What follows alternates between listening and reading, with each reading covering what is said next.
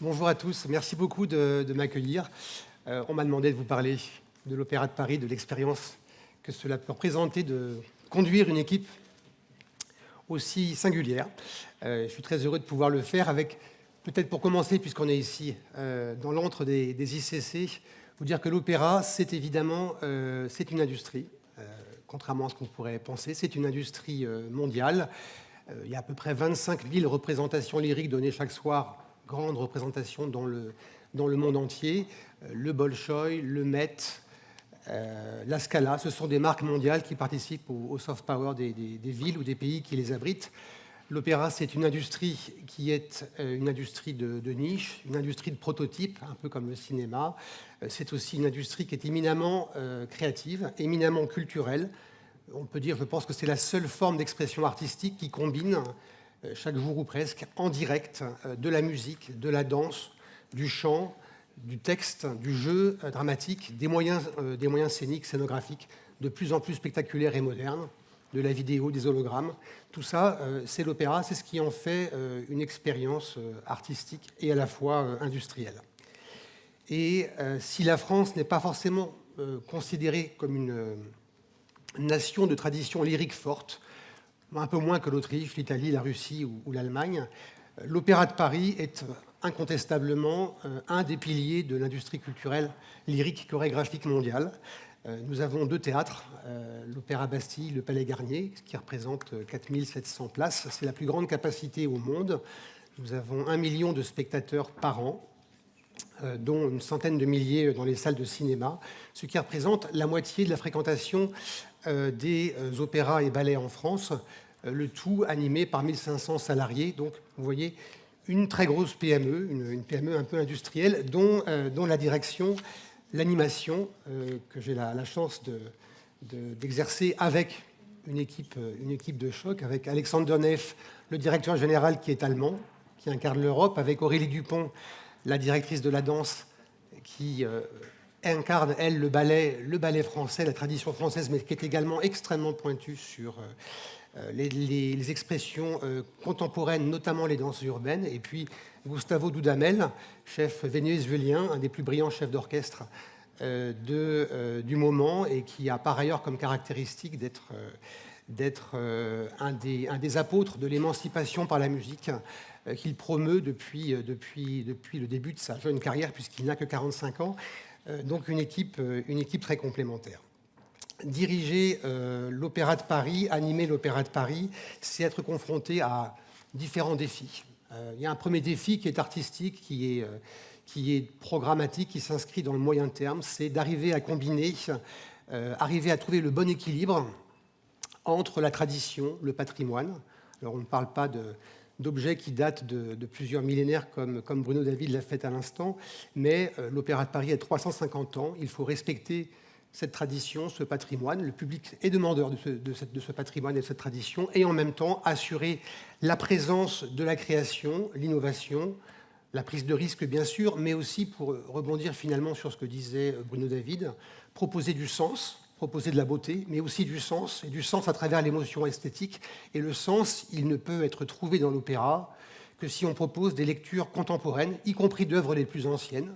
On peut avoir des œuvres qui datent de 3-4 siècles. La plupart du répertoire de l'opéra lyrique chorégraphique le plus connu date du XVIIIe ou du XIXe siècle, mais il faut en proposer des relectures contemporaines. Et ça, c'est l'enjeu central auquel la programmation de l'opéra est confrontée. Deuxième enjeu, il est beaucoup plus opérationnel, il est immédiat.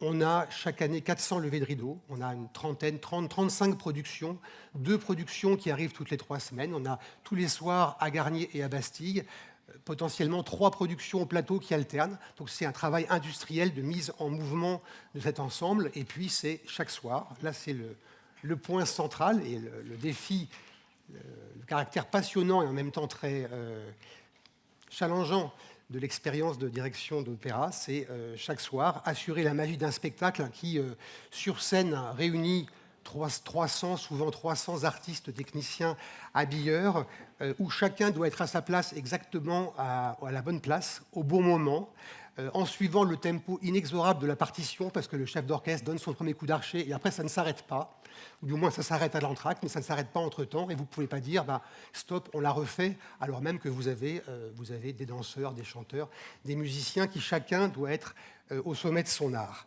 Et ça, gérer cette tension-là, cette magie, ça fait partie, faire quasiment tous les soirs le match parfait, ça c'est le plaisir de la direction de l'animation de l'opéra, en faisant face, comme on a eu à le faire récemment pour le Rouge et le Noir, nouvelle création qui a été présentée au Palais Garnier. Le danseur étoile qui joue le rôle de Julien Sorel s'est blessé au bout de 3 minutes. Et il a été remplacé à un changement de tableau par son suppléant, en quelque sorte, et la moitié du public ne s'en est même pas rendu compte. Ça, c'est la magie de l'aventure. Alors, un enjeu opérationnel, il est associé à un enjeu humain très fort. C'est vrai de toute entreprise culturelle, mais à l'opéra, c'est particulièrement le cas. On a 1500 employés, je vous le disais. Plus des 2 tiers sont des artistes ou des techniciens, un ballet, un orchestre, un chœur, des centaines d'artistes invités, des chefs d'orchestre, des chanteurs, des figurants, des chorégraphes, tout un ensemble de sensibilités à gérer, des dizaines de plannings, de rythmes de travail à associer pour les faire converger vers le lever de rideau de la première dans les meilleures conditions. Ces métiers, ce sont aussi des savoir-faire inestimables. On parle souvent de nos ateliers de costumes, de décors, de perruques, qui sont un élément de capital immatériel pour la France qu'il faut absolument conserver, en lien évidemment avec les métiers de la mode ou d'autres métiers d'art. Et ça, l'Opéra de Paris y contribue aussi. Et puis la dimension humaine de l'Opéra de Paris, c'est aussi un engagement social très fort, une tradition syndicale bien ancrée pour le meilleur. C'est un gage de cohésion. Parfois, pour le pire, je ne sais pas, en tout cas pour les cheveux blancs, quand il en reste de ces dirigeants. C'est quand vous avez en plus 4800 personnes qui vous attendent, les 300 sur le plateau, et qu'en plus vous avez une petite tension pour savoir si le lever de rideau aura lieu. Ce sont des moments de solitude que tous les dirigeants d'opéra, à Paris en tout cas, ont vécu. Quelques focus sur les défis qu'on a à gérer aujourd'hui plus particulièrement. Alors, la crise sanitaire, elle était là, elle est là, malheureusement plus que jamais. Ça a été une catastrophe économique. On a été soutenu très fortement par l'État et on en est très reconnaissant. Toutes nos pertes n'ont pas été comblées, plus de 100 millions d'euros, mais on a survécu. C'est aussi un enjeu humain, artistique, où on a dû s'organiser pour continuer à jouer, à répéter, pour pouvoir être enregistrés, pour pouvoir être diffusés, mais aussi pour que nos artistes, nos danseurs, nos musiciens conservent leur capital artistique. Ça, c'est essentiel. Ça a supposé faire des tests, les faire chanter, danser avec des masques. On l'a fait, tester toutes les semaines pendant un an et demi. Et on a maintenu ce capital et cette capacité à jouer le moment venu. On a également eu comme défi de maintenir le lien avec le public. On a lancé une plateforme de streaming. Donc maintenant, l'Opéra de Paris a une plateforme de streaming depuis 1 an pour tester un modèle gratuit, un modèle payant, parce que la création, ça se rémunère. Et puis demain, ça nous servira, cette réinvention, elle nous servira à parler au public partout en France, avec le très haut débit, partout dans le monde, sans être dépendant. C'est notre projet, des chaînes de télévision qui viennent nous enregistrer, mais en ayant notre propre capacité d'enregistrement, de diffusion. Deuxième défi, il est économique. Je n'y arrêterai pas longtemps, mais l'opéra, c'est coûteux, tout le monde le sait. Et il n'y a pas d'économie d'échelle, il n'y a pas de gain de productivité. Jouer une distribution, un opéra qui requiert 10 chanteurs, il faudra toujours 10 chanteurs. La partition d'un musical peut requérir 100 musiciens en fosse, il n'y a pas de gain de productivité, il n'y a pas de progrès technique de ce point de vue-là. L'intelligence artificielle ne les remplace pas. Donc, de ce point de vue-là, il y a un défi économique de maîtrise des coûts et de recueil de recettes propres. On ne le sait pas forcément toujours, mais l'Opéra de Paris, c'est un soutien public qui est en diminution quasiment d'1/4 en euros constants depuis 10 ans, alors que ses ressources propres représentent aujourd'hui 2/3, 60% de ses revenus. Troisième défi, démentir les clichés qui sont souvent accolés à l'opéra, qui nuisent souvent à l'ouverture, à l'élargissement de son public. On ne vise pas à le rajeunir. Contrairement à ce qu'on croit, le public de l'opéra est déjà d'ailleurs assez jeune, 46 ans en moyenne. Aujourd'hui, c'était plus de 60 il y a 40 ans, donc ça a rajeuni. On a 20% de nos places qui sont ouvertes à des moins de 28 ans. Donc, tordre le cou en quelque sorte à ces clichés.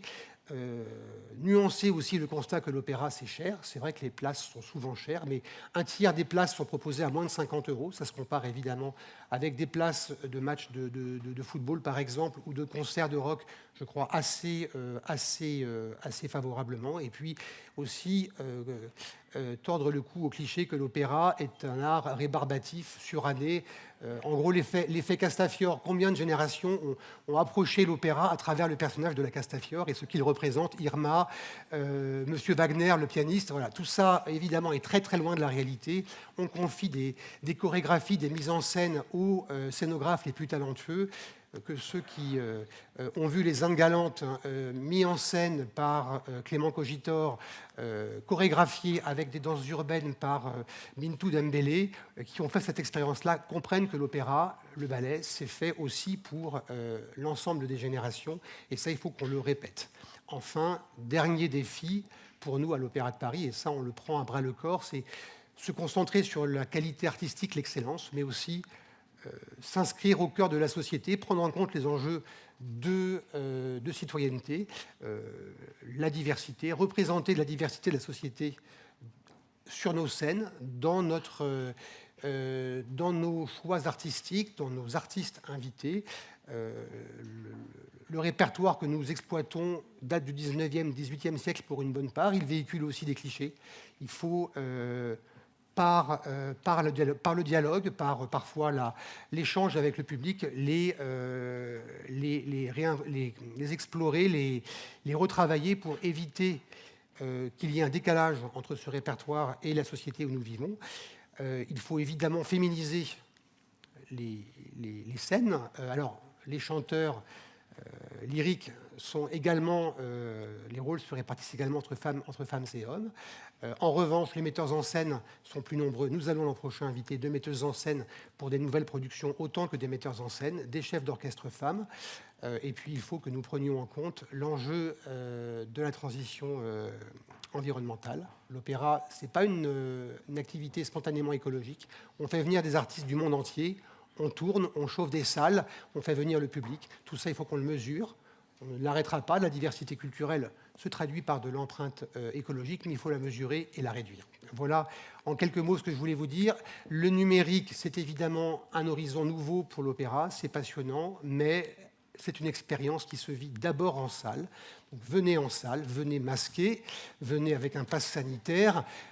Attendez, si jamais la crise sanitaire nous met à nouveau en pause, nous ne l'espérons pas, mais on est évidemment préoccupé par ce qui se passe, mais venez en salle, c'est là que l'expérience vivante du spectacle lyrique chorégraphique s'apprécie pleinement.